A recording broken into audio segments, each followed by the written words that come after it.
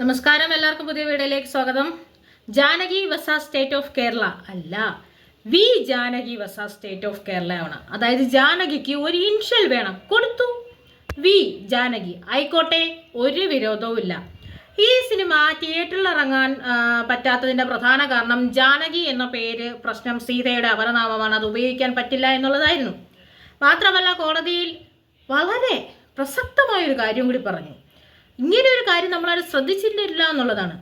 കോടതിയിൽ വിചാരണ ചെയ്യാൻ വരുന്ന അഡ്വക്കേറ്റ് അന്യമതസ്ഥനാണെന്ന്, അതുകൊണ്ടാണ് അവരിത്രയും വലിയ പ്രശ്നം ഉണ്ടാക്കിയതെന്ന്, അത് ചില മതസംഘടനകളെ വേദനിപ്പിക്കുമെന്ന്. വർഷങ്ങൾക്ക് മുമ്പ് നരസിംഹം എന്ന സിനിമയ്ക്ക് വേണ്ടിയിട്ട് മമ്മൂക്ക അഡ്വക്കേറ്റായിട്ട് വന്നിരുന്നു. അദ്ദേഹത്തിൻ്റെ പേര് ഇനിയിപ്പം ഹിന്ദു മത പേരായതുകൊണ്ടാണോ, അതായത് ഇനി അന്നത്തെ കാലത്തുള്ളവർക്ക് വിവരം കൂടിയതുള്ളത് കൊണ്ടാണോ, എന്തായാലും അതൊന്നും ആരും ശ്രദ്ധിച്ചില്ല. പക്ഷെ അന്ന് ഇത്തരം പ്രശ്നങ്ങളൊന്നും ഉണ്ടാകാതിരുന്നപ്പം സിനിമകളൊക്കെ തിയേറ്ററിൽ വന്ന് കൃത്യമായ സമയത്ത് റിലീസാവുകയും നല്ല വിജയം നേടുകയൊക്കെ ചെയ്തിരുന്നു.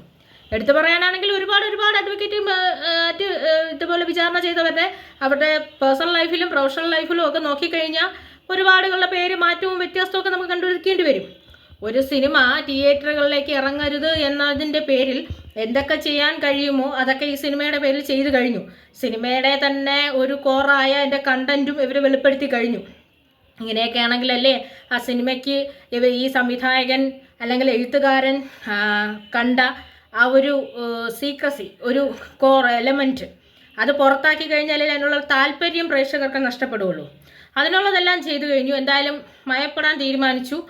ഒരുപാടടുത്തൊന്നും 96 ഘട്ടമൊന്നും വേണ്ട, ഒരു ഘട്ട് മതി. പിന്നെ ചില ഭാഗത്ത്, കോടതി ഭാഗത്ത് ജാനകി എന്നുള്ള പേര് മ്യൂട്ട് ചെയ്താൽ മതി എന്നുള്ള രീതിയിൽ കേസ് ഒത്തുതീർപ്പാവുകയാണ്. Censor board അയഞ്ഞു.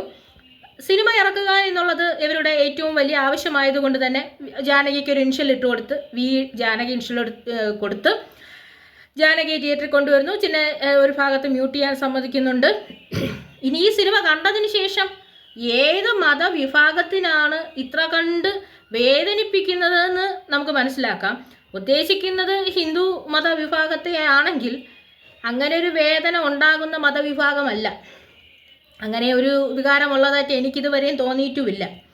സ്വന്തം മതത്തിൽ ഭയങ്കരമായ കാര്യങ്ങൾ അന്വേഷിക്കുകയും അതൊക്കെ അന്വേഷിച്ച് വേദനകളൊക്കെ ഉൾക്കൊണ്ട് നടക്കുന്ന വിഭാഗമാണെന്ന് എനിക്കിതുവരെ എൻ്റെ ജീവിതത്തിൽ നിന്ന് തോന്നിയിട്ടില്ല. എന്തായാലും സിനിമ 3 ദിവസത്തിനുള്ളിൽ തിയേറ്ററിൽ എത്തിക്കാനുള്ള കാര്യം ചെയ്യണമെന്നുള്ള നിർബന്ധിതമായ ഒരു അനുശാസനം കൂടി കോടതി നൽകിയിട്ടുണ്ട്. അതുപോലെ ബഹുമാനപ്പെട്ട കോടതിയുടെ തീരുമാനം നടക്കട്ടെ, എത്രയും പെട്ടെന്ന് ചിത്രം തിയേറ്ററുകളിൽ എത്തട്ടെ. ഒരു വി ഫോർ വിക്ടറി എന്ന് നമുക്ക് കണക്കാക്കാം, അല്ലേ? ആ വി വിക്ടറിയുടെ ആവട്ടെ, വിജയത്തിൻ്റെ ആവട്ടെ എന്ന് നമുക്ക് കണക്കാക്കാം. അങ്ങനെ വി ഫോർ വിക്ടറിയുടെ പേരിൽ ഒരു വി ആഡ് ചെയ്ത് ചിത്രം 3 ദിവസം എന്ന് പറയുന്നു. ഇനി എന്താണ് പുതിയ പ്രശ്നം ഉണ്ടാക്കിക്കൊണ്ട് വരാമെന്നറിയില്ല. എന്തായാലും ഉടനടി തിയേറ്ററിലേക്ക് എത്തട്ടെ, സിനിമ കാണാം. ഇത് കണ്ട് ഏതൊക്കെ വികാരങ്ങളാണ് നമുക്കിനി വ്രണപ്പെടാൻ പോകുന്നതെന്ന്, ഏതൊക്കെ മതവിഭാഗങ്ങൾക്കാണ് വ്രണപ്പെടാൻ പോകുന്നതെന്നൊക്കെ കണ്ടാലേ മനസ്സിലാവുകയുള്ളൂ. എന്തായാലും നമുക്ക് കാണാം, കണ്ട് മനസ്സിലാക്കാം.